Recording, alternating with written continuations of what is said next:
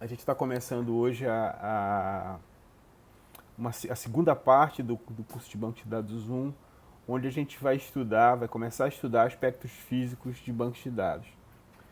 Então, até agora, a gente estava estudando, né, na primeira parte do curso, o nível lógico, onde a gente estudou basicamente o modelo relacional, que é uma abstração de nível lógico para banco de dados, onde a gente falou sobre tabelas, atributos, tuplas, gestão de integridade, sobre a álgebra, sobre SQL, onde a gente tinha uma visão bastante abstrata do que era um banco de dados, usando essa abstração do modelo relacional, que geralmente é a abstração que está disponível para usuários em geral e para programadores. Agora a gente vai mudar o foco da nossa atenção e vamos falar sobre o nível físico. Né?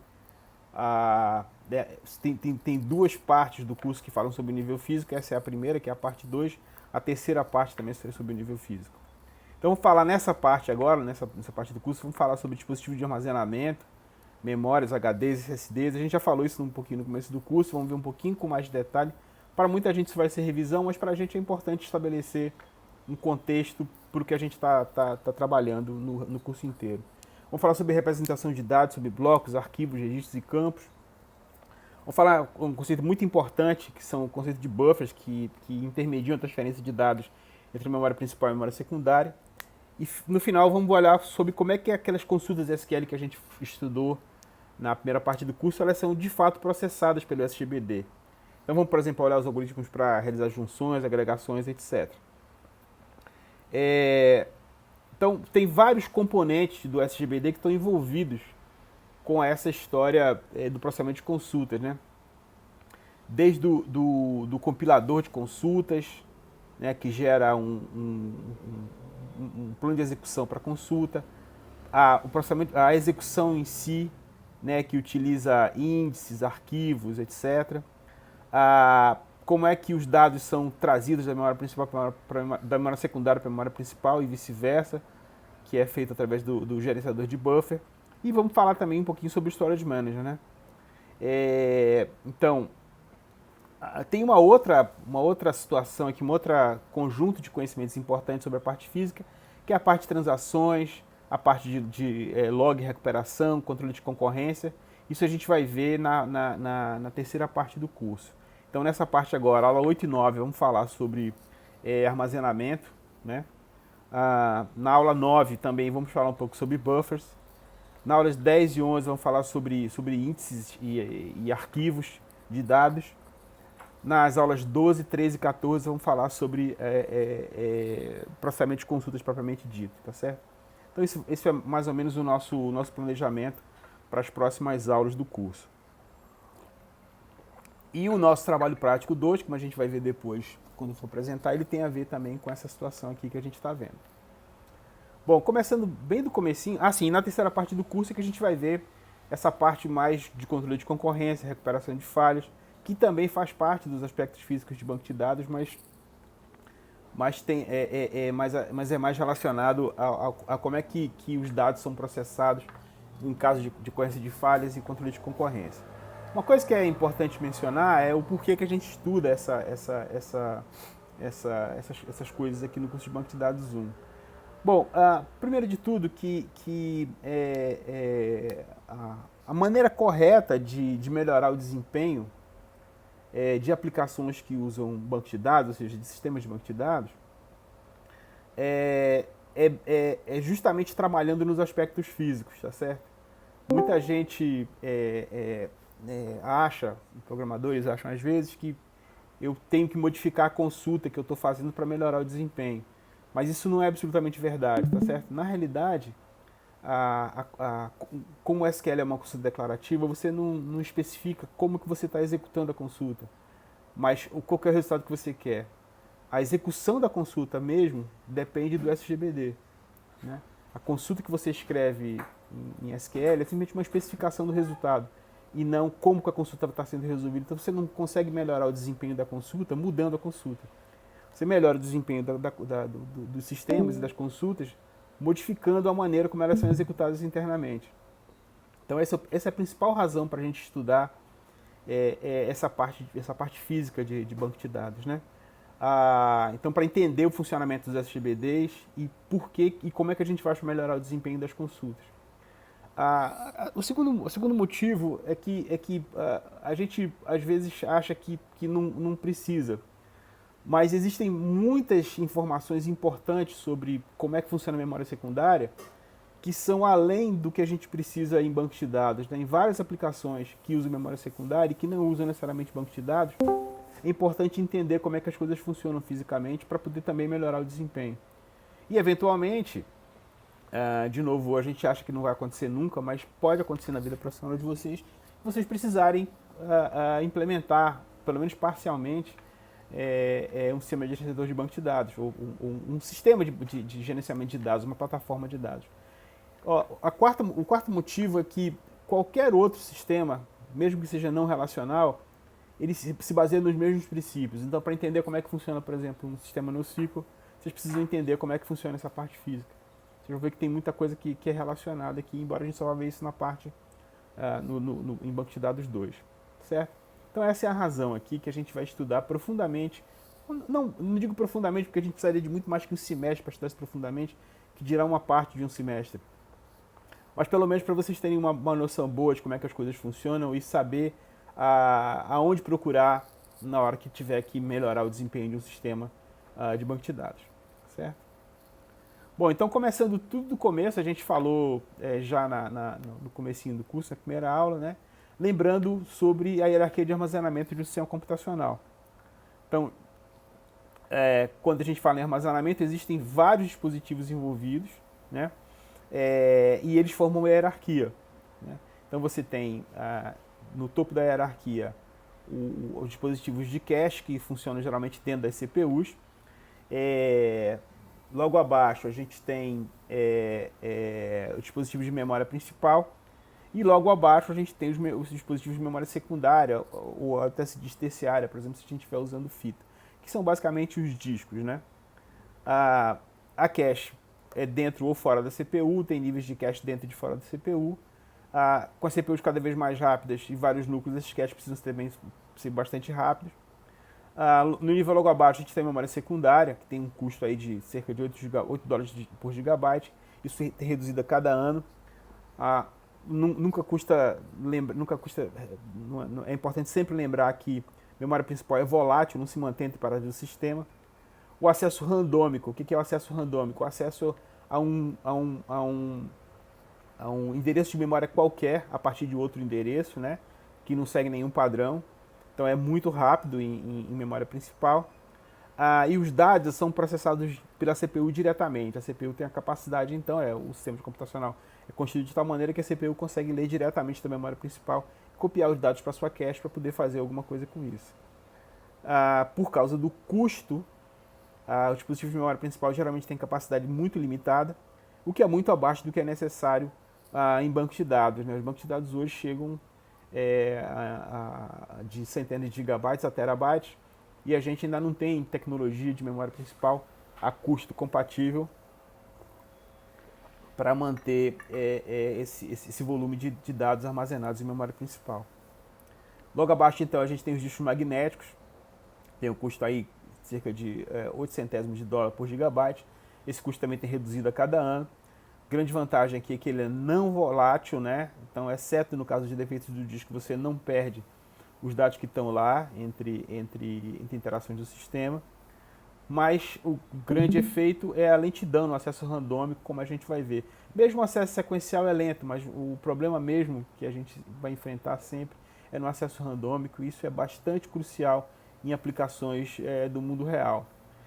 Tanto que vocês vão ver que todas as estruturas de dados e algoritmos que a gente vê, que são usados em sistemas gerenciadores de banco de dados, em SGBDs, eles tentam evitar ao máximo o acesso randômico, tá certo?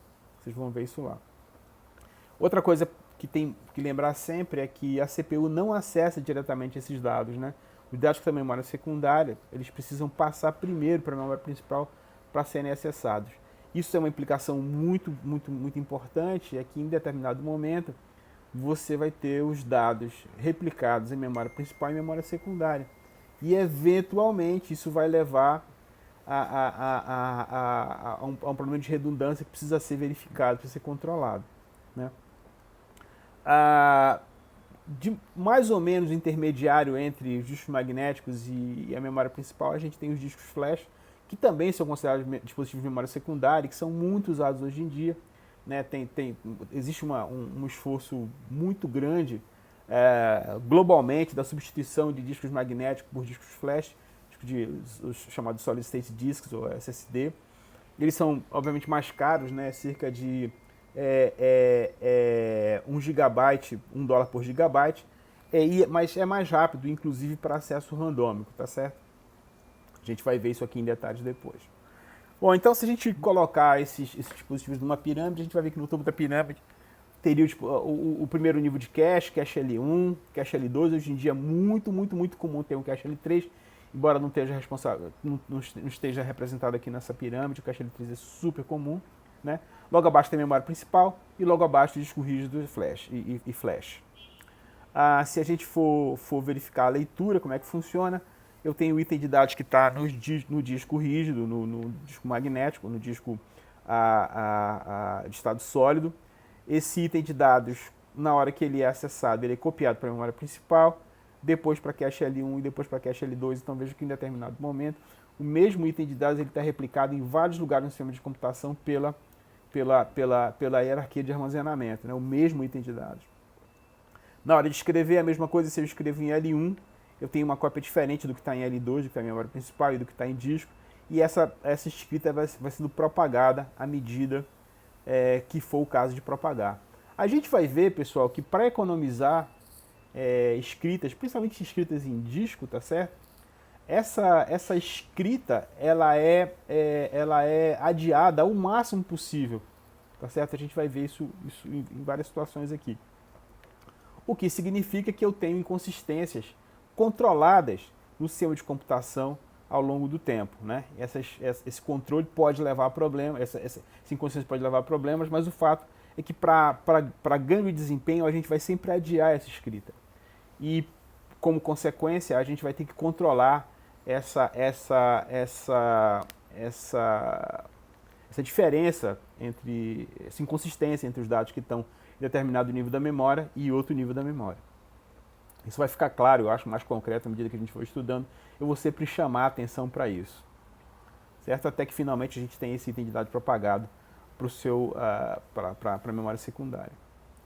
A capacidade e o tempo de acesso, eles crescem à medida que eu vou descendo na pirâmide, ou seja, os dispositivos que estão mais embaixo na pirâmide têm maior capacidade, mas também têm mais tempo de acesso. Ao contrário, o custo e a largura de banda aumentam para os níveis superiores da minha pirâmide de armazenamento, ou seja, quanto mais alto o dispositivo, maior é o custo, mas também é maior a largura de banda. Então o cache L1 e L2 estão na CPU. As capacidades típicas do cache L1 na casa de kilobytes, né, centenas de kilobytes, poucos megabytes em cache L2, alguns gigabytes em memória principal. Aqui tem 16 GB, mas provavelmente vocês podem ter em casa. Esse meu computador aqui tem 16 GB, mas não é difícil você encontrar uma máquina com 32 GB, mesmo doméstica em casa, é fácil de encontrar. Os discos flash já estão aí na casa de vários gigabytes, alguns na casa de terabytes, né? E os rígidos na casa de alguns terabytes. Então a capacidade então aumenta nos níveis mais baixos da pirâmide. Por outro lado, o tempo de acesso ele é bem mais alto também nos níveis mais baixos, né? Quando a gente está nas caches L1 e L2, a gente está limitado aí aos ciclos de CPU. Na memória principal a gente já passa para casa dos nanosegundos, a microsegundos, dezenas de microsegundos no caso dos discos flash e alguns milissegundos no caso de discos rígidos. Então vejam que a diferença de tempo é bastante considerável. Da mesma maneira, o custo ele é mais alto nos níveis superiores da pirâmide, assim como a largura de banda, o número de gigabytes que eu consigo transmitir por segundo é mais alto nos níveis superiores da minha pirâmide, o que implica em escalabilidade e também em desempenho melhor nos níveis superiores. Então essa é um gráfico que eu costumo mostrar, que mostra como é que o custo do armazenamento tem diminuído ao longo dos anos. Então se vocês olharem aqui no Y, a gente tem em escala logarítmica o preço em dólares por megabyte, e aqui nós temos os anos que foram passando. Então, por exemplo, se a gente for ver aqui os discos rígidos que a gente tem geralmente em sistemas de computadores domésticos, né, em vários tipos de sistemas de computadores na realidade, vocês vão ver que o preço caiu vertiginosamente da década de 80 para agora, nos anos, na década de 2010. Né? Vejam que caiu bastante o preço, na década de 2020 também está caindo. A mesma coisa aconteceu, por exemplo, para memórias flash, né? SSD está aqui junto, o custo é mais ou menos o mesmo. O custo também caiu aqui nos DIMMs, né, que são os chips que implementam memórias principais, né, veja o custo está caindo. Mas a diferença entre esses dispositivos de armazenamento continua ao longo dos anos. Mas vejam como era muito mais caro, por exemplo, na década de 50, na década de 60, e como os preços estão caindo vertiginosamente agora. Nos últimos anos tem dado uma estagnada, né, principalmente nesse ano de 2020, 2021. Eu estou gravando essa aula. Por conta da pandemia, a produção de chips está comprometida no mundo inteiro, então os preços estão um pouco estagnados, talvez até subindo um pouco, por a falta de semicondutores no mundo, né? Então, mas isso deve ser resolvido aí nos próximos anos. Aqui pegando um zoom de 2005 até mais ou menos 2018, né, 2019, dá para ver que o preço tem caído, mas a diferença entre os tipos de dispositivo tem caído. Aqui, né, seria memória RAM, que são os DIMMs, né? As memórias tipo flash e SSD. E aqui embaixo, com preço mais baixo, os HDs magnéticos, tá certo? Esses dados são de 2017. Foi o último dado que eu consegui atualizado, foi de 2017. Bom, uma coisa interessante da gente examinar, quando a gente está na escala de nanosegundos e de milissegundos, microsegundos, a gente não tem muita noção da diferença de tempo. Mas se a gente mudar essa escala um pouquinho, a gente consegue ter uma ideia melhor do que está realmente acontecendo aqui. Então, se vocês forem olhar, por exemplo, se a gente for mudar a escala de um ciclo de CPU, que geralmente é aí 0,3 nanosegundos na vida real, se a gente pensar que esse ciclo de CPU é 1 segundo, né? Então, um acesso a cache L1, que é, na realidade, cerca de 0,9 nanosegundos, seria 3 segundos, né, relativamente. Acesso a cache L2, 2,8 nanosegundos, 9 segundos. Vejam quando eu saio da cache, né, o acesso à memória passa a ser, relativamente, que seria 120 nanosegundos na prática, né, no mundo real. Se eu fosse comparar relativamente a uma CPU onde um ciclo levasse 1 segundo, eu teria 6 minutos. E quando eu passo para o disco, vejam como a diferença é brutal, né? Eu passaria da escala de minutos para a escala de dias, nessa escala modificada aqui, né? Então isso é para mostrar que o acesso a disco não é brincadeira. A gente não deve fazer acesso a disco sempre, a gente deve evitar ao máximo acesso a disco. Isso talvez seja a coisa mais importante que eu tenho para falar para vocês aqui nessa parte física, né? E vocês vão ver que todos os algoritmos de dados de acesso ao banco de dados que a gente vai ver, né, eles evitam ao máximo a ida em disco, né? Se a gente passa para HD, veja como a diferença passa a ser mais brutal ainda, né? Se a gente falar aqui que o acesso a HD é de 1 a 10 milissegundos, nessa nossa escala aumentada, né, dilatada, seria de 1 a 12 meses, né? Então passaria de dias para meses, assim como eu passo aqui de microsegundos para milissegundos. Né? Se eu estou na internet, a coisa fica bem mais complicada, né, de 40 milissegundos para, por exemplo, 4 anos, 8 anos e 9 anos, só para a gente ter uma ideia aqui da escala relativa. Então, o mais importante aqui, pessoal, que eu gostaria que vocês acompanhassem, né, tivessem essa noção, é que realmente a escala de tempo aqui é completamente outra, né? Por isso que a gente sempre tem que evitar ao máximo a ida no disco, né? A gente vai tentar ao máximo evitar a ida no disco, né? Todos os algoritmos de dados que a gente for olhar, que implementam, usam para implementar SGBDs, a gente vai ver que eles evitam ao máximo a ida no disco, porque o tempo relativo ele é realmente muito importante, tá certo? Muito importante, né? A gente está vendo aqui. Ok, vamos seguir.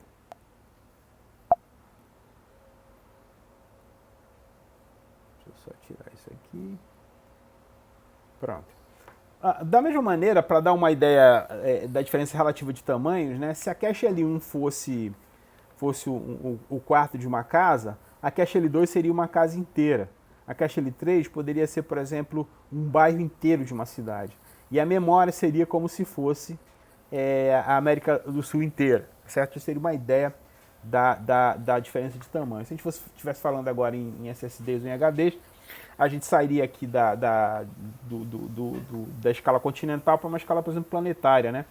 Um grande HD seria como se fosse o sistema solar inteiro, relativamente comparando, por exemplo, com o tamanho da memória. Então, para mostrar também essa diferença de escala do ponto de vista de armazenamento. Então, o nosso compromisso é utilizar o grande volume de memória barata, né, disponível em memória secundária, sem prejudicar o desempenho do sistema, né? Então a gente vai sempre trabalhar nesse balanço entre utilização de memória não volátil secundária, de baixo custo e de grande volume, mas tendo que lidar com as questões de acesso e largura de banda, tempo de acesso grande e largura de banda pequena, que é a característica dos sistemas, dos dispositivos de memória secundária.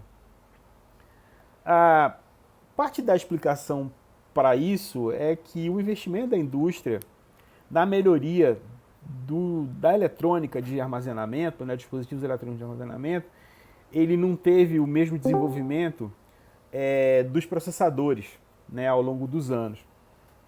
Então vocês, por exemplo, vão ver que a lei de Moore, né, bastante conhecida, mostra que a capacidade de processamento das CPUs até mais ou menos o ano 2000, ela dobrou a cada 1 ano e meio, né? Enquanto que a capacidade de processamento, não de armazenamento, mas de processamento mesmo do dispositivo de memória, aumentou cerca de 9% a cada ano, o que dá mais ou menos aí 2 vezes a cada 10 anos. Isso ao longo dos anos foi aumentando a diferença de 50% ao ano, né? Então, o fato é que o investimento da indústria na evolução de memória foi muito menor do que na evolução dos dispositivos eletrônicos de processamento, né? Então, isso causou essa diferença de evolução. Isso tem diversas implicações importantes para a tecnologia de tratamento de dados no futuro. Na realidade, daqui a pouquinho eu vou falar um pouco sobre isso. Toda essa onda de Big Data que se vê, de fato, são maneiras, são técnicas para lidar com essa limitação tecnológica que foi se acumulando ao longo dos anos. Então, vamos entrar aqui um pouquinho mais em detalhe agora sobre o funcionamento de discos magnéticos. Isso é certamente um conhecimento que vocês já têm, mas eu preciso repetir aqui para a gente poder criar de novo um contexto e uma base boa para a gente crescer em cima do conhecimento. Bom, então, acho que todo mundo já sabe, né, que o disco magnético ele é um dispositivo basicamente eletromecânico, né, onde a gente tem uma ou mais superfícies, que é onde os dados são armazenados, são gravados. Essas superfícies, cada superfície dessa é dividido em trilhas concêntricas, tá certo? Cada trilha dessa é dividida em setores, depois que a gente vai ver isso. Eu posso ter um ou mais dessas superfícies. Eu tenho um pivô, né, que é como se fosse um eixo sobre o qual são montadas essas superfícies, esses discos, né? Geralmente eu tenho acesso à superfície inferior e superior através de cabeças de leitura escrita que faz a transferência dos dados para a superfície do disco. E essas cabeças elas se movem de maneira solidária através de um braço que controla todas essas cabeças. Então tem um único braço que se move aqui radialmente no meu disco, e ele é o que faz a leitura, o transporte, o movimento do braço entre as trilhas do disco, tá certo? Da mesma maneira, eu tenho um outro movimento, que é um movimento de rotação também solidário de todas as superfícies do disco, embaixo e em cima, que permite que esse braço, não tendo deslocamento longitudinal, ele consiga acessar cada pedaço cada tracinho desse de cada trilha, que é chamado de setor, como a gente vai ver. Coisa importante aqui, tanto o controle do movimento radial do braço do disco, quanto o controle do pivô, são mecânicos, né? Então tem uma controladora eletrônica que move através de uma dobradiça mecânica mesmo, né? Esse braço, e o pivô é um eixo mecânico também que se move. Então a principal razão do desempenho menor dos discos magnéticos é justamente os componentes mecânicos envolvidos na transferência, na leitura e escrita de dados. Isso é super importante a gente sempre lembrar, né? Aqui tem umas fotos, acho que todo mundo já viu essas fotos, né? Dá para ver aqui as superfícies, né? onde os dados são gravados. Dá para ver aqui a cabeça, o braço, onde a cabeça é movimentada. Aqui está o dispositivo controlador, e aqui dá para ver a dobradiça que faz esse cara se mexer. E dá para ver também aqui o eixo, né? Que faz todos os discos se mexerem de maneira solidária, né? Então isso é super importante. Então tanto esse eixo quanto a cabeça, eles são movidos mecanicamente através por controles eletrônicos, né? Quem estuda eletrônica sabe que tem aqui o servomecanismo que ajudam isso a acontecer, tá certo? Bom, então no disco magnético a gente tem deixa eu consertar esse negócio aqui que ficou feio rapidinho. Não tá dando para ler direito. Pronto, agora deu. Desculpem. Bom, tem que transmitir de novo, né? Deixa eu botar de novo aqui a minha tela. Pronto. Pronto, voltou. Bom, então cada disco é dividido em regiões anulares, chamadas de trilhas. Dependendo do tamanho do disco, né? Do tamanho mesmo do disco, eu posso ter 500 até 200 trilhas por cada superfície dessa. E cada trilha dessa é dividido em setores. Eu tenho aí entre 32 e 128 setores por trilha, também dependendo aí do diâmetro do meu disco, né? Então, aqui eu tenho um setor, esse setor verde nessa trilha azul, o setor vermelho, o setor amarelo, né? Aqui dá para ver também em detalhes aqui, né? Cada setor, nesse caso aqui eu tenho um preâmbulo, depois a gente vai ver como é que isso aqui é organizado, né? Os dados, nesse caso aqui, cada setor tem 4.096 bits de dados, né? Aí eu tenho um gapzinho entre esses caras, um espaçozinho, depois eu tenho um outro setor, né? Então são essas divisões aqui, entre eles eu tenho esses gaps, essas interseçõezinhas que são feitas aqui. Ó, vejam aqui, tá vendo? Aqui dá até para ver que uma trilha dessa é bem fininha, ela tem entre 5 e 10 microns, é menor do que um fio de cabelo, né? Então tem vários desses setores, várias dessas trilhas e vários setores em um disco, tá certo? Então, geralmente eu tenho um conjunto de trilhas acessíveis em uma dada posição do braço, eles formam o que a gente chama de um cilindro. Então se eu pegar a mesma trilha nas várias superfícies, essa trilha, eu vou ter o que é chamado de um cilindro, né, do disco. O número de cilindros é igual ao número de trilhas em cada lado dos pratos. Um local do disco, um endereço do disco, ele pode ser especificado pelo cilindro, cabeça, setor ou trilha, cabeça, setor, né? Então, por exemplo, eu posso falar de um setor específico do disco, dizendo em qual trilha que ele está, né? Qual que é a cabeça de leitura escrita que eu estou usando e o setor especificamente. Então eu tenho a minha unidade de armazenamento, quando eu falo em discos magnéticos, é sempre um setor, né? Eu tenho então um conjunto de setores espalhados pelas várias superfícies do meu disco, tá certo? Então, para identificar cada setor desse, eu posso endereçar usando o cilindro, a cabeça, o setor, ou a trilha, cabeça, setor, porque o número de cilindros é igual ao número de trilhas do mesmo disco, tá certo? Então, mas a coisa importante então é que o setor do disco é onde os dados são armazenados, né? Onde armazenados, vamos botar entre bastante aspas, porque na realidade é onde são representados eletronicamente, né? Ou magneticamente, tá certo? Então o setor é a menor unidade de processamento que eu tenho num disco. Isso é muito importante entender, porque ao contrário da memória principal, onde eu posso endereçar cada bitzinho individualmente, no disco magnético eu não consigo endereçar cada bit ou cada byte, né? Eu consigo endereçar um setor inteiro. Então, quando eu faço uma leitura, eu leio um setor, né? Ou seja, nesse exemplo aqui, as leituras escritas são sempre de 4.096 bytes de uma vez, tá certo? Eu não tenho como endereçar, eu não tenho como ler 100 bytes, por exemplo. Não tem como fazer isso. Não tem como ler 10 bytes, né? Eu só posso ler de uma vez, nesse caso aqui, 4.096 bits de uma vez. Escrever 4.096 bits. Ou seja, menos do que isso não é possível ler, menos do que isso não é possível escrever. Isso tem uma implicação importante, é que já que a gente vai ter que ir no disco, e isso é caro ir, né?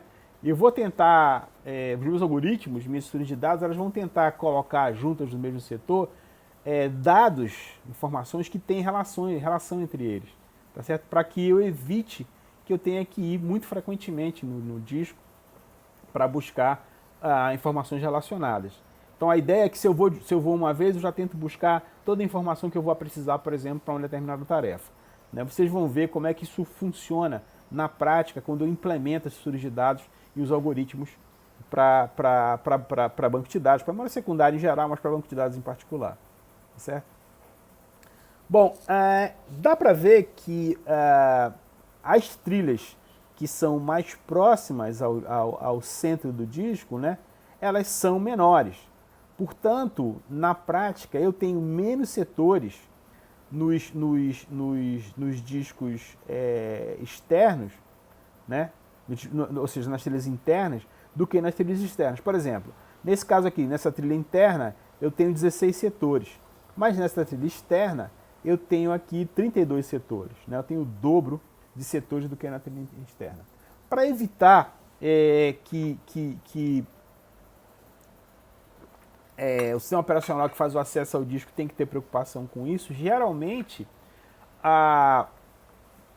o próprio dispositivo eletrônico, o próprio disco, ele gera para o sistema operacional uma geometria virtual do disco, onde todos os setores têm exatamente o mesmo número de trilhas, mesmo que fisicamente isso não aconteça. Então, nesse caso aqui, por exemplo, todas as trilhas, independente da posição dela no disco, vai ter 25 setores, tá certo? Mesmo que fisicamente alguns tenham 16 setores e outros 32 setores, virtualmente, né, essa imagem virtual é entregue pelo dispositivo eletrônico que controla o disco, né? É entregue uma geometria virtual onde o número de trilhas por setor é exatamente o mesmo, né? Aqui a gente já vê que quando eu falo dispositivo físico, tem várias camadas de abstração rolando aqui. Essa é a primeira delas, tá certo? Na realidade eu tenho uma geometria virtual, que essa geometria virtual é que os drivers que implementam o acesso ao disco no sistema operacional, eles têm acesso e utilizam essa ideia, tá certo? Então, o número de setores por trilha. Mas como é que é feito o mapeamento lógico desses endereços? Então, os discos, na realidade, eles são endereçados, são mapeados como um longo arranjo unidimensional, onde blocos lógicos são menor unidade de transferência para a memória principal. Esses blocos são mapeados para setores do disco de maneira sequencial. O setor 0 é o primeiro setor da primeira trilha do disco mais externo. O mapeamento prossegue pela mesma trilha, depois por todas as trilhas do mesmo cilindro, e daí para os outros cilindros, do mais externo para o mais interno. Então aqui a gente já está vendo um mapeamento que é feito do conceito de setor, né, que, lembrem, é onde estão armazenados os dados, né? Lembra disso aqui? Para o conceito de bloco, que é o conceito que é usado na prática pelos sistemas operacionais, tá certo? Então, nesse caso aqui, por exemplo, a gente tem esses vários setores do disco, tá certo? E cada um desses setores é mapeado para um bloco, né? Então, a estrutura lógica que é lida pelo sistema operacional é uma estrutura de blocos, né? Onde cada bloco desse pode conter pode mapear um ou mais setores contíguos, tá certo? Sempre que a gente for falar no acesso que a gente faz ao disco, a gente vai falar, a gente está lendo um bloco, né? Então, por exemplo, a máquina que eu estou usando aqui agora, ela tem blocos de 4.096 bytes, né? Ou seja, 4 KB. Se os meus setores for, por exemplo, se o meu setor do disco que eu estou usando aqui agora, ele tiver 1 KB, né, então cada bloco meu vai mapear 4 setores do disco. Então sempre que eu for ao disco eu vou ler 4 setores, sempre que eu for escrever ao disco eu vou escrever 4 setores. Pode ser um setor só, pode ser 2 setores, 4, 8, até 16 às vezes. Isso vai depender de vários fatores, do tipo do disco, vai depender do sistema operacional, vai depender de como está formatado o disco, tem vários fatores aí. Mas a coisa importante é a gente entender que a unidade de transferência é sempre bloco do ponto de vista do sistema operacional, e como o SGBD, como sistema administrador de banco de dados, é uma aplicação rodando em cima do sistema operacional, ele usa o mesmo tipo de unidade, tá certo? A gente vai sempre falar em blocos aqui. No trabalho prático 1, 2, vocês já vão ver essa história de blocos funcionando, né? Então, na prática, esse mapeamento lógico de endereço faz o mapeamento de endereços 3D, onde a gente tem a cabeça, cilindro e setor, para endereço 1D, que é simplesmente como se fosse um grande vetor de blocos numerados de 0 a n, tá certo? Então, cada conjunto de setores, começando aqui do mais externo da primeira superfície até o mais externo da última superfície, são numerados entre 0 e n blocos. Então, por exemplo, bloco 0 pode corresponder aos 4 primeiros setores, o bloco 1 aos próximos 4 setores e assim por diante, até o último, tá certo? Bom, tem várias vantagens nisso aqui, é que o sistema operacional ele não precisa estar preparado para trabalhar com cada modelo de disco diferente, porque basta que o driver do disco faça um mapeamento de setores para blocos. Então o sistema operacional consegue entender a linguagem de bloco, qualquer sistema operacional vai entender o que é um bloco, independente de como ele é implementado fisicamente no disco. E a segunda coisa é que eu tenho como marcar blocos que estão defeituosos fisicamente no disco, né? Os bad blocks. Então, sempre que eu formato o disco, eu gero uma nova configuração de blocos, onde eu só tenho os blocos correspondentes a setores que não estão defeituosos.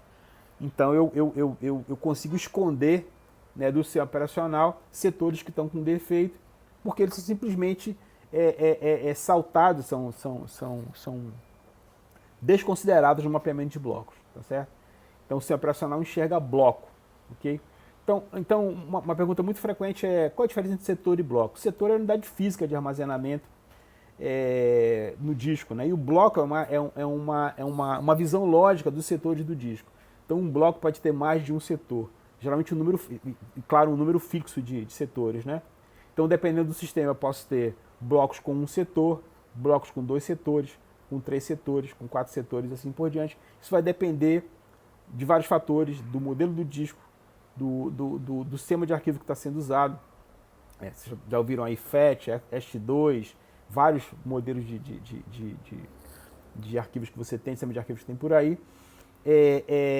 Mas o sistema operacional sempre enxerga a unidade de bloco. E o bloco é a unidade lógica de leitura e escrita em disco do ponto de vista do sistema operacional. A gente sempre vai escrever um bloco, a gente vai sempre ler um bloco, né? Então isso pode significar... então um bloco... então eu nunca vou ler ou escrever 10 bytes, 100 bytes, 50 bytes. Eu sempre vou ler e escrever um bloco, tá certo? Sempre ler e escrever um bloco. Bom,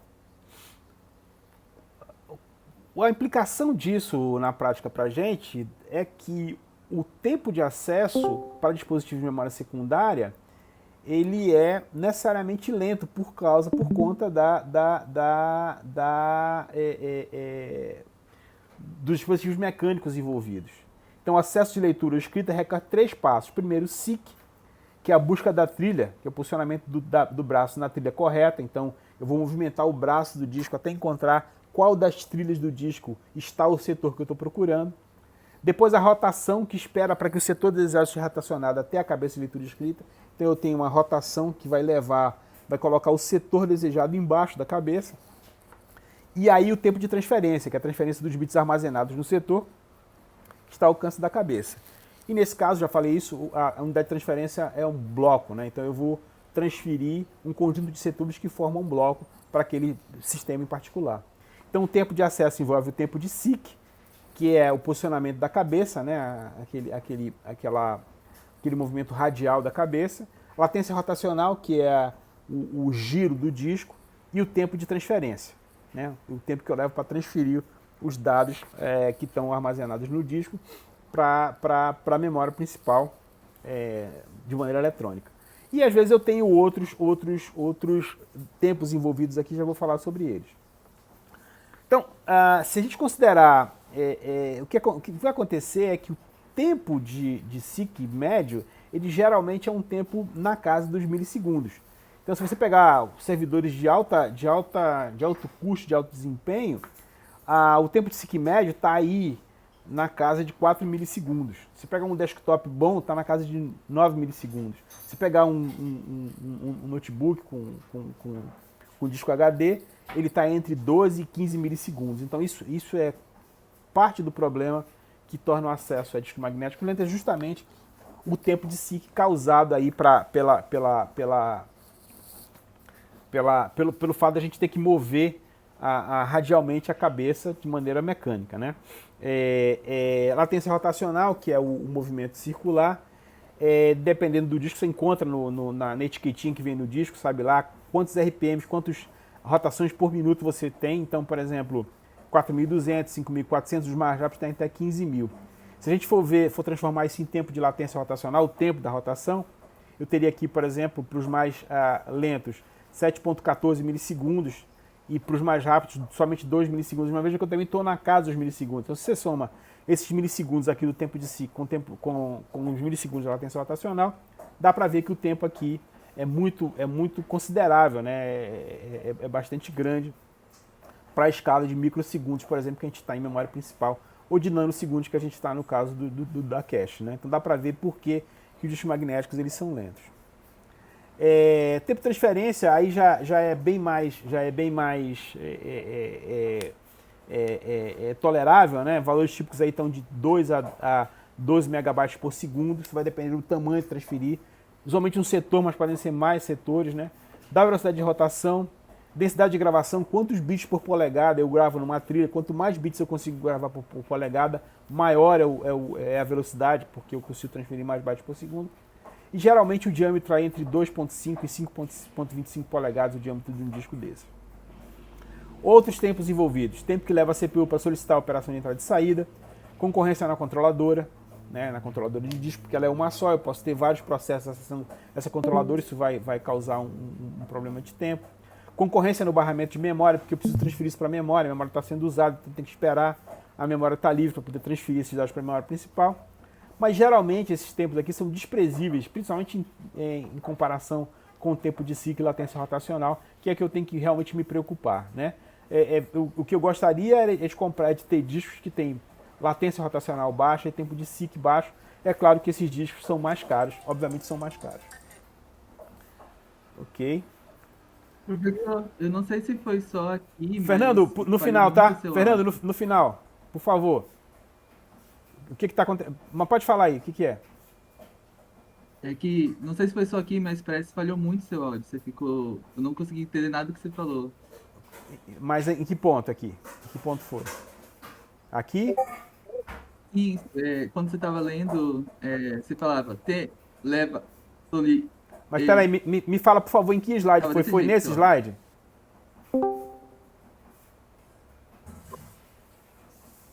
Acho que sim.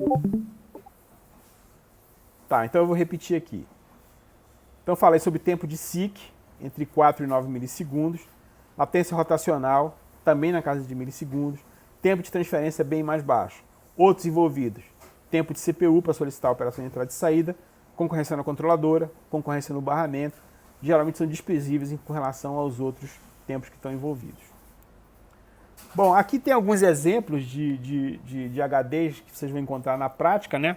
Dá para ver aqui que tem alguns bastante rápidos, né? Vou mostrar aqui, por exemplo, a HDs que tem tempo de SIC na casa de 6 milissegundos, até outros tem na casa de 13 milissegundos, né?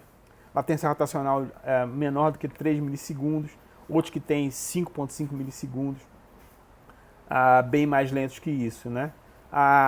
Tempo de transferência bastante rápido, Seagate FC Ultra 160 é um HD bastante rápido, né? Mas por outro lado tem capacidade limitada, 63 GB. Esse outro de meio tera, esse Seagate ST500LX012, tem aqui latência rotacional de 5. Na verdade, assim, o que eu quero mostrar aqui é muito mais do que a gente vai encontrar de parâmetros típicos, tá certo? Aqui dá pra ver, ó, número de pratos ou cabeças, esse cara tem 24, esse tem 16, esse só tem 2, né? Esse já tem 12, né? Esse já tem 6, então isso vai variar muito de sistema para sistema.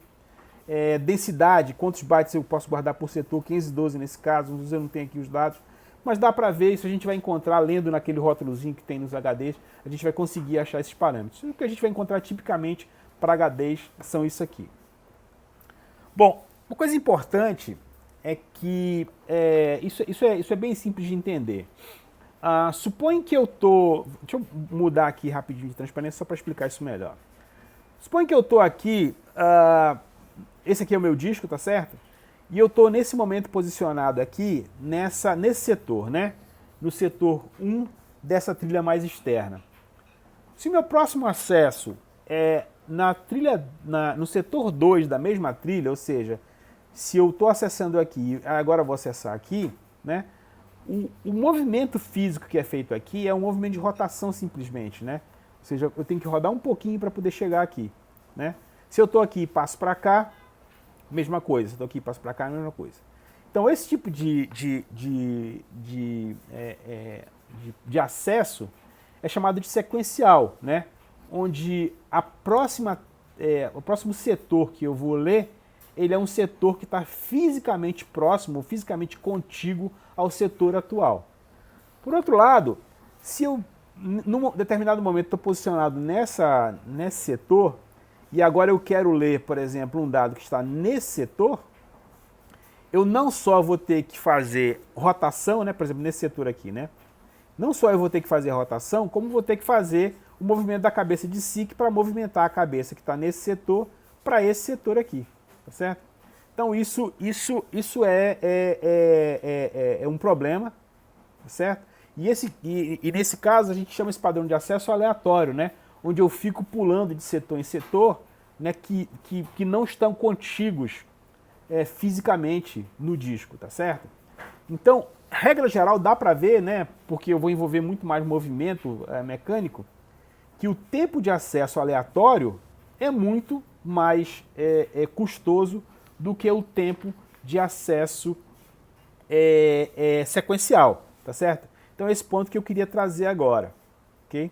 No acesso randômico, ou seja, o acesso aleatório, eu vou precisar do posicionamento do braço, cabeça, etc, né? Enquanto que no acesso sequencial, basta posicionar no próximo bloco, no próximo setor, né? É claro que eu tenho que saltar o espaço não usado, esse gap entre os setores, que eu já falei. De tempos em tempos eu tenho que passar para a próxima trilha e depois para o próximo cilindro, né? Mas se eu for seguir o tempo sequencial, geralmente o tempo sequencial é praticamente o tempo de transferência, porque esse eu não posso evitar, né? Então a regra básica que a gente vai seguir daqui para frente é: acesso randômico é muito caro e acesso sequencial é mais barato. Por exemplo, num pequeno experimento, se eu fizesse, por exemplo, se eu transferisse blocos de 1K, o acesso randômico levaria, sei lá, 20 milissegundos, enquanto o sequencial 1 milissegundo, só para dar uma ideia da diferença de tempo. Então, de novo, todos os algoritmos, estudos de dados que a gente vai ver para implementação de SGBDs, eles vão tentar favorecer o acesso sequencial versus o acesso randômico. Então, uma coisa que eu quero que vocês levem aqui dessa aula é: acesso randômico é caro, é bem mais caro, acesso sequencial, embora igualmente caro, também é muito mais econômico, tá certo? Ou seja, acesso sequencial é bonzinho, acesso randômico é malzinho. Por que o acesso randômico é malzinho? Porque ele vai envolver movimentação da cabeça de leitura, ou seja, vai aumentar o tempo de SIC e vai aumentar a latência rotacional, o tempo de rotação do disco, portanto, vai afetar o desempenho. Então, sempre que for possível, os meus algoritmos de dados, eles vão favorecer o acesso sequencial e vão tentar evitar o acesso randômico. Uma implicação disso muito simples é o seguinte: eu vou tentar colocar itens de dados relacionados, vou tentar posicionar itens de dados relacionados em blocos contíguos de disco, tá certo? Eu vou tentar fazer isso, certo? Ou seja, eu devo tentar evitar a fragmentação lógica. Se eu estou falando, por exemplo, de um conteúdo de mídia, por exemplo, um filme ou música, né? É fácil de prever o próximo acesso, né? É bem fácil, né? Eu geralmente vou assistir um filme sequencialmente, eu vou ouvir uma música sequencialmente. Então é fácil de colocar de maneira sequencial esse tipo de dado, né, de mídia em um disco, né? Posicionar esses caras em um disco. Mas os dados de uma aplicação de banco de dados é mais difícil prever, tá certo? Por exemplo, seria interessante que eu tivesse de antemão qualquer sequência de acesso que eu vou fazer dos dados de um aluno. Mas eu não posso prever isso sempre. Então eu vou tentar acertar, mas às vezes eu vou errar. Isso vai causar problema de desempenho. E as misturas de dados vão tentar acertar isso, né? A gente vai ver isso mais na frente. É o mesmo slide aqui. Aqui é um pequeno exemplo, né? Por exemplo, se eu tivesse um banco de dados de 1 terabyte com registro de 100 bytes, né, e eu quero atualizar 1% dos registros, certo? Então, no cenário 1, acesso randômico, então vamos lá. Eu tenho um banco de dados de 1 terabyte com registro de 100 bytes.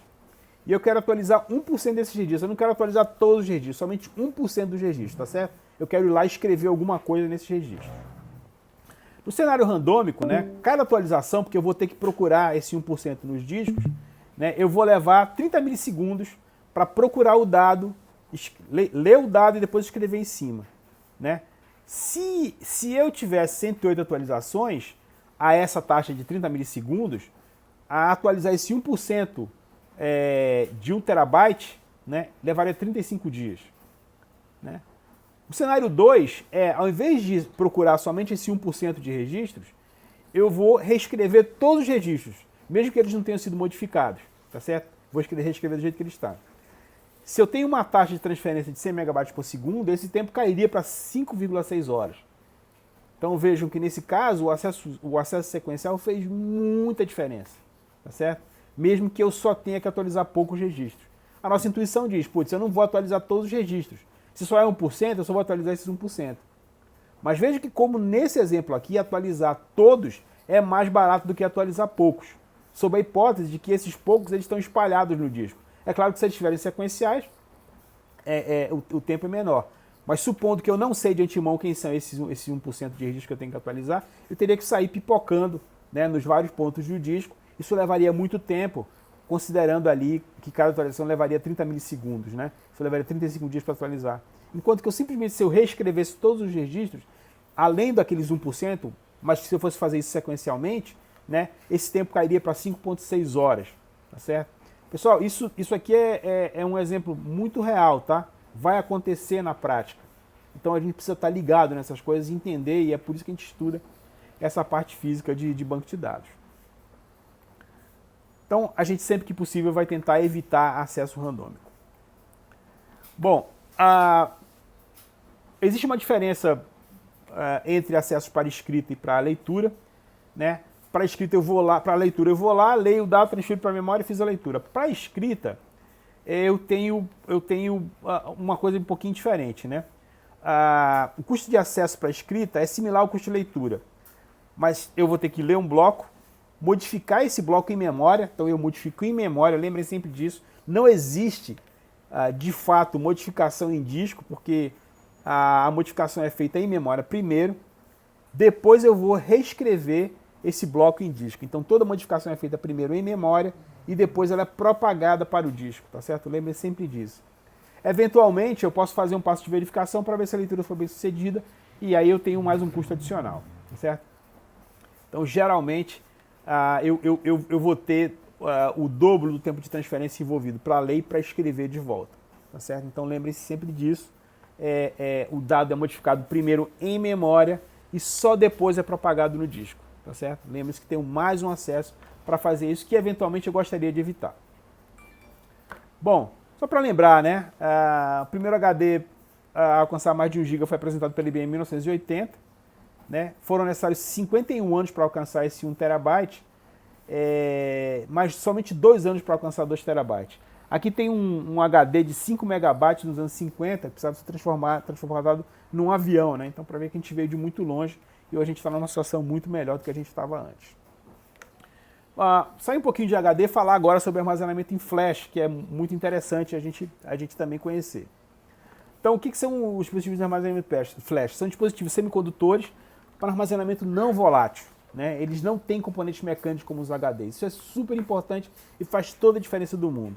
Né? Eles vão ser entre 100 e 1000 vezes mais rápidos que os discos magnéticos, são menores, consomem menos energia e são mais robustos. Né? Vocês estão acostumados a ver isso nesses cartõezinhos que a gente bota em máquina fotográfica e também em alguns celulares. E também, se vocês forem olhar os computadores modernos aí, vocês vão ver esses dispositivos eletrônicos que são chamados de disco, mas não são disco de fato, tá certo? É um dispositivozinho eletrônico cheio de chip, né? Como esse cara aqui. Nesse caso aqui eu tenho um Solid State Disk, né? Que não é disco, de fato, de 32 GB. Né? Existem basicamente 2 tipos de tecnologias para armazenamento flash. Tem os flash do tipo NOR, onde os bits são armazenados em portas NOR. Né? Eles facilitam bastante o acesso randômico de leitura escrita e são usados em memória para instrução de sistemas embarcados. Geralmente isso está em eletrônica embarcada, por exemplo, de carros, né? Porque esses dispositivos são bastante caros. E existem os flash que são feitos com portas NAND, né? Os NAND flash, né? Eles são mais densos em termos de número de bits por área, eu posso armazenar mais bits pela mesma, digamos, área de memória, né? O acesso, nesse caso, é feito por blocos, né? Blocos, por exemplo, de 2K, 4K.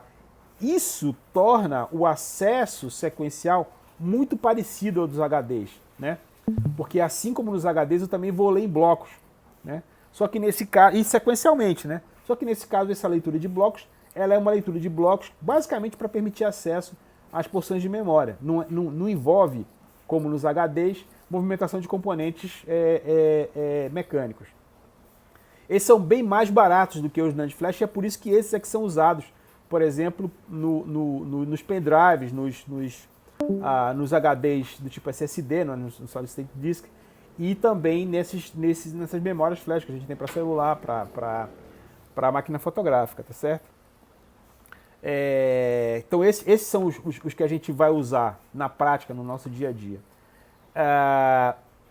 Esses dispositivos eles têm um problema, que é um problema de degradação, que é o seguinte: uma memória flash dessa, ela permite somente um número finito de modificações que envolve escrita e exclusão de dados, né? Nada de escrita de dados. Tipicamente, elas começam a falhar depois de 10 mil a 1 milhão de ciclos de limpeza, tá certo? Então, assim, se uma posição de memória ela é escrita mais de 1 milhão de vezes, por exemplo, ela deixa de reter o estado dela ao longo do tempo. Então isso é um problema, porque a gente pode perder o que está armazenado no dispositivo desse. Então, assim, para evitar que determinados endereços de memória sejam mais escritos que os outros, o que é que o software que tá associado a um dispositivo desse faz?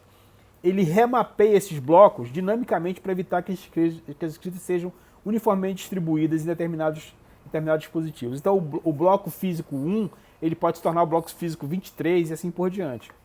Na prática, né, o que já foi demonstrado é que essa degradação ela vai levar centenas de anos para acontecer. Ou seja, na prática, o disco ele vai deixar de funcionar muito depois da vida humana, de uma pessoa humana. Mas também é verdade que ao longo do tempo a gente precisa trocar de mídia, né? Porque senão, talvez, essa semana até postei um artigo, né, que diz o seguinte: talvez os nossos netos não tenham acesso às fotos que a gente estiver postando hoje se a gente não ficar trocando de mídia de vez em quando, porque pode degradar realmente se o acesso for muito grande. Então isso pode acontecer, mas vai levar centenas de anos na prática. Então, assim, degradação é um problema, mas é um problema, digamos, bastante tolerável, tá bom? Então, falando um pouquinho sobre os discos, né? Então, são discos, entre aspas, que usam memória flat. A interface é compatível com o HD. Se você pegar no teu computador e trocar o HD por um SSD, o teu computador não vai nem enxergar que a troca foi feita, porque eletronicamente a interface é a mesma, né? Geralmente eu tenho páginas dentro de um bloco que tem entre 0,5 e 4 KB, e um bloco tem eventualmente entre 2 e 128 páginas. Então, esses blocos que são lidos e escritos do SSD igualzinho, do ponto de vista lógico, né, igualzinho dos HDs. Só que eles são armazenados diferentes. E são mais rápidos, né? Então, quase todo notebook de determinado valor acima, né, se não for muito baratinho, vai ter hoje um SSD e não um HD, o que compensa bastante. Certo? Então, se a gente for comparar aqui, né, um HD ele tem a largura de banda entre 50 e 100 megabytes, né, enquanto que um SSD vai ter aí entre 200 e 550 megabytes. Dependendo da interface, uma interface PCI pode até chegar a 6 gigabytes por segundo, né, que é uma largura de banda bem considerável, mas de qualquer maneira está perdendo para a JANT, que tem entre 16 e 10 e 16 gigabytes de acesso sequencial. O custo, os SSDs são geralmente mais caros que os HDs, né? Dá para ver aqui a diferença de custo entre centavos de dólar, centésimos de dólar e centavos de dólar no caso, ou até $1 no caso dos SSDs, mas a memória RAM também é mais cara. Se a gente falar em tamanho de armazenamento, tipicamente entre 2 e 4 terabytes HDs, um SSD de preço razoável entre 200 GB e 1 terabyte você consegue comprar, mas as RAMs são bem mais limitadas, entre 264 GB, isso uma boa RAM, uma RAM grande, né? 256 GB é ter muito dinheiro para ter uma RAM desse tamanho. A gente tem visto por aí no mercado, cada dia mais, esses SSDs gigantes, né? Agora em julho de 2021, quando eu estava preparando esses slides, apareceu esse Samsung que tem... quanto é que ele tem?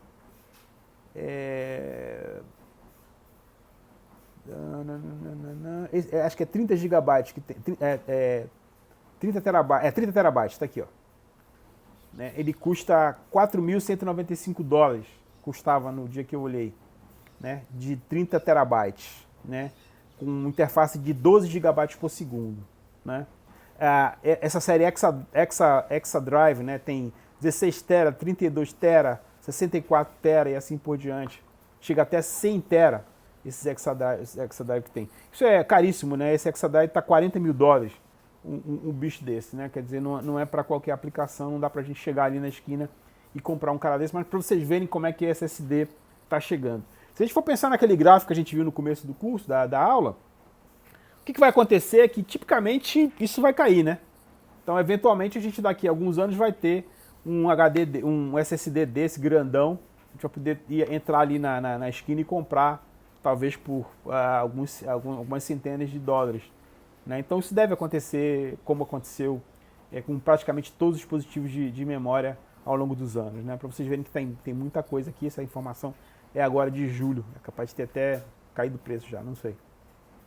Bom, e tem cada vez mais hoje os sistemas híbridos, né, que usam o SSD como se fosse um cache, né, como se fosse um cache. Para um HD. Então funciona junto os SSDs e os HDs de maneira híbrida. Isso acontece em vários sistemas, tem alguns desktops que tem esse tipo de sistema hoje em dia. Beleza. Só com curiosidade aqui, ó, esses memórias flash foram inventados por essa pessoa, Fujio Matsuoka, em 84, que era um funcionário da Toshiba. Né? A patente ficou para a Toshiba e esse cara ele processou a Toshiba em 2006 e ganhou lá $758 mil, o que é muito, muito, muito pouco por ter inventado uma tecnologia que revolucionou tudo, né? Então ele ficou aborrecido, se demitiu, depois processou, mas claro, ganhou aí um bom dinheiro, $758 mil não é pouco dinheiro, mas se vocês pensarem na revolução que esse cara causou na indústria, é muito pouco dinheiro, de fato. Né? Bom, Para terminar aqui, deixa eu falar um pouquinho sobre essa história de Big Data. Eu gosto sempre de falar sobre isso para dar uma perspectiva do que está acontecendo hoje na indústria, tá certo?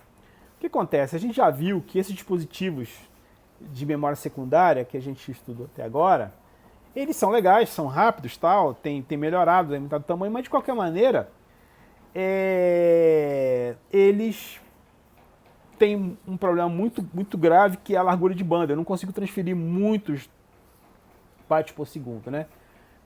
Quem tem aí um HD grande em casa, sei lá, de 1 tera, de 500 gigabytes, e tentou transferir os dados desse HD para um outro lugar, deve ter percebido que demorou muito. Por quê? Por causa da largura de banda, né? Porque o número de bytes que eu consigo transferir por segundo desses dispositivos é muito pequeno, né? Então, por mais que eu tenha HDs grandes, né, suponho que eu tenha HDs gigantes de 100 tera como esses aí, se eu não conseguir aumentar a minha largura de banda, o que vai acontecer é que mesmo que eu tenha muito dado, eu não consigo usar rapidamente esse dado. Não consigo processar isso de maneira rápida, de maneira eficiente. Então, o que está acontecendo hoje, já há uns 10 a 15 anos, o que está acontecendo é que a gente produz muito dado, né? A gente tem dispositivos até de custo razoável para armazenar esses dados, mas processar esses dados com velocidade é complicado, tá certo? Então isso deu origem a esse termo Big Data, né? Que são técnicas para processar grandes volumes de dados quando você não consegue fazer isso com dispositivos únicos, né? Então, o que está acontecendo hoje é essa dicotomia entre armazenamento e processamento, né? A gente tem conjuntos de dados de terabytes, que são super comuns, né? Muita gente vai ter em casa aí um HD de 1 terabyte, às vezes de 2 terabytes. Eu tenho um de 4 aqui em casa. O volume na ordem de petabytes começam a surgir com muita frequência. É muito fácil você esbarrar com alguma coisa perto de 1 petabyte em organizações hoje em dia, né? Ou pelo menos centenas de terabytes. É super comum, né? Com essa empresa que mensalmente trata aí da ordem de 40 a 50 terabytes de dados, né? Então, uma tendência clara que a gente pode ver por tudo que a gente viu até agora é que a capacidade de armazenar dados ela está rapidamente superando a capacidade de processar os dados armazenados. Essa largura de banda é pequena, eu não consigo tirar muitos dados de lá, mesmo que eu tenha muitos dados armazenados, né? Então, aumento da capacidade de armazenamento está sobrepujando a melhoria em largura de banda. Isso é difícil até mesmo ler os dados armazenados. Então, se a capacidade do disco subiu de dezenas de megabytes nos anos 80 para alguns terabytes hoje em dia, a latência e a largura de banda elas melhoraram relativamente pouco. A latência melhorou 2 vezes nos últimos 25 anos e a largura de banda talvez tenha melhorado somente 50 vezes nos últimos 25 anos, o que é super preocupante. Então, isso cria um problema de escalabilidade, né? Ou seja, você não consegue processar esses dados. Para agora alguns exemplos aqui, né? Exemplos canônicos, Google, Yahoo, eBay. Google processa 20 petabytes por dia. Isso em 2008 ainda, né? Muito tempo atrás. Coletava, esse é o que a gente tem publicado, né? Eles não publicam desses dados todo dia, né? Coleta 20 bilhões de páginas web por dia. Tem um índice que tem mais de 100 petabytes, né? Esse Big Table, que é o sistema de banco de dados dele, serve lá 2 exabytes, né, a 600 milhões de consultas por segundo. Yahoo tem um cluster que consegue processar 365 petabytes, tem 330 nós de processamento. eBay tem cluster de 10 mil nós, 150 mil núcleos, isso em 2014, né? A Facebook, banco de dados de 300 petabytes, 600 terabytes por dia, isso em 2014. A Amazon, 2 tera objetos de dados armazenados, 1.1 milhões de aquisições por segundo. Internet Archive Project, 400 bilhões de páginas, 10 petabytes também em 2014. Se você for olhar projetos públicos como, por exemplo, o acelerador de partículas do CERN, né, que gera aí 1.5 petabytes por ano, telescópios sinápticos que geram 6 a 10 petabytes por ano, vários outros projetos que geram muito dados. Então isso cada vez mais comum. Apesar de eu estar falando aqui de projetos gigantes, internacionais, qualquer startup de médio porte vai trabalhar hoje com centenas de terabytes, né? Isso é super comum, não é nada do outro mundo. Bom, a pergunta é, a gente não consegue fazer isso com HDs, tá certo? Com HD sozinho. Você precisaria usar muitos HDs para fazer isso, e é geralmente isso que é feito, né? Você precisa ter um conjunto de máquinas para processar esses dados para aumentar a escalabilidade. O que é escalabilidade? Então, a escalabilidade é a propriedade de manter os níveis de performance quando o volume de dados cresce. Claramente, então um sistema que é escalável, né, ele mantém a performance, ou seja, ele degrada muito pouco a performance, quando a escala dos dados aumenta de uma escala pequena para uma escala grande. Enquanto que o sistema não escalável, né, ele vai perder muito a performance, né, vai perder muito performance quando a escala dos dados aumenta. Então a gente gostaria que isso aqui acontecesse. Não dá para fazer isso com HDs que têm a largura de banda pequena, a gente não consegue fazer isso. Então, qual que é a ideia? A ideia é aumentar o número de dispositivos eletrônicos para tentar lidar com essa escalabilidade, tá certo? Tem duas maneiras de fazer isso, a escalabilidade vertical e horizontal. Na escalabilidade vertical, ou scale-up, a gente tenta ter computadores maiores, né, com mais memória, com mais processadores, né, eventualmente com mais discos, tá certo? Então, isso é chamado de escalabilidade vertical, ou scale-up, ou scale-down, se você quiser diminuir. Geralmente, então, nesse tipo de escalabilidade, o pessoal vai tentar utilizar poucos computadores com muitos recursos. Por exemplo, eu posso ter um cluster de 16 máquinas, cada uma dessas máquinas com 128 núcleos, né? Cada processador com 128 núcleos. Né? Então é chamada de máquinas de processamento simétrico, porque a gente vai ver aqui. Uma outra opção é a escalabilidade horizontal, né? Que é você utilizar muitos computadores com poucos recursos, né? Por exemplo, um grande cluster de máquinas baratas, 128 máquinas e 16 núcleos. Aqui eu tenho um cluster pequeno de grandes máquinas, 16 máquinas e 28 núcleos. Nesse caso eu tenho um grande cluster de máquinas baratas, ou seja, 128 máquinas de 16 núcleos. Vou pegar uma máquina dessa que vocês têm em casa, sei lá, tem 4 núcleos, 8 núcleos. Né? É considerado uma máquina barata, 16 núcleos. Então, na escalabilidade vertical, a gente vai ter, por exemplo, um multiprocessador simétrico, onde eu tenho vários processadores, cada um com a sua cache, e eu tenho uma única memória aqui para compartilhar. Né? Essa ideia aqui não é legal porque eu não consigo melhorar o problema de largura de banda para leitura de dados, mesmo eu tendo mais processadores. Tá certo? Então a ideia aqui não é boa para o nosso problema, que é de processar um grande volume de dados por unidade de tempo. Né? A nossa ideia aqui é uma outra, é ter uma escalabilidade horizontal, onde eu tenho várias máquinas pequenas, talvez um rack contendo 16 a 64 nós, e ligar essas máquinas para operarem como se fosse uma máquina só, tá certo? Ligadas como se fosse uma máquina só, né? Então, por exemplo, cada máquina vai ter sua CPU, sua memória, seu disco, sua CPU, sua memória, seu disco. Essas máquinas estão ligadas, por exemplo, com uma rede de 1 GB, entre elas num rack, numa estante, num bastidor, e esses racks estão ligados, por exemplo, por um outro backbone, uma outra rede de 2 a 10 GB.